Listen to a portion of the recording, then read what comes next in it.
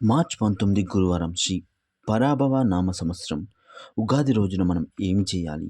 వసంత నవరాత్రులు ఎప్పటి నుంచి ప్రారంభం?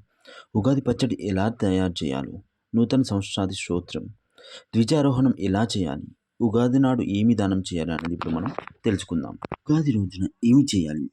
తైలబెంగనం, నూతన సంవత్సరాది స్తోత్రం చదవాలి, ఉగాది పచ్చడి సేవనం, ధ్వజారోహణం, పంచాంగ శ్రవణం, పెద్దలను గురువులను దర్శించాలి, దైవ దర్శనం చేయాలి, గోపూజ, వృషభ పూజ చేయాలి.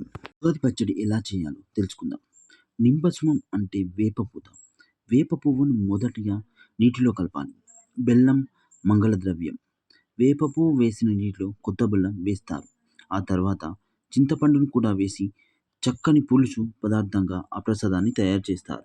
అందులో కొంత ఆవు నెయ్యి, మిరియాలు, లవణం కలపాలి. మామిడి ముక్కలను కూడా ఉగాది పచ్చడిలో కలుపుకోవడం మన సాంప్రదాయం. ఉగాది పచ్చడిని మొదట ఈశ్వరుడికి నివేదించాలి.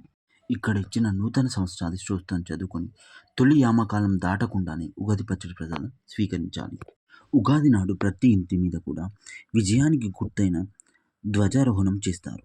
ధర్మధ్వజం అంటే కాషాయపు రంగు పతాకం. ఈ జెండాను భగవద్ధ్వజం అని అంటున్నాము.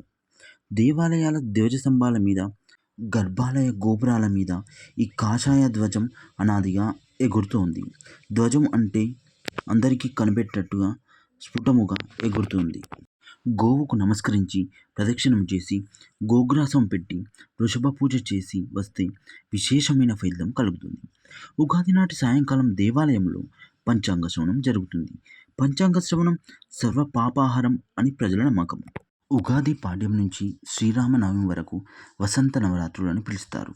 ఈ నవరాత్రులు ఎవరు ఉపవాసన దీక్ష చేసి భగవద్ధారాధన చేస్తారో వారి జోలికి అపమృత్యువు కానీ, రోగాలు కానీ, పీడలు కానీ దరిచేరువు అని శాస్త్రం వచనం.